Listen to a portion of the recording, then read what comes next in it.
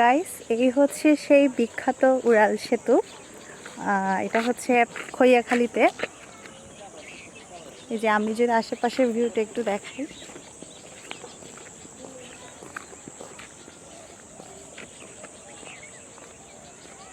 আর আমার পেছনে হচ্ছে রাস্তা। এটা বেসিক্যালি হচ্ছে একটা বিলের উপরে আছে। এখানে আশেপাশে হচ্ছে অসংখ্য বিল, আর আমরা যাচ্ছি খৈয়াখালী মন্দিরে। তো ভাবলাম এত সুন্দর একটা ভিউ আপনাদের সাথে শেয়ার না করলেই নয়। এই যে আশেপাশের ভিউ অত্যন্ত চমৎকার।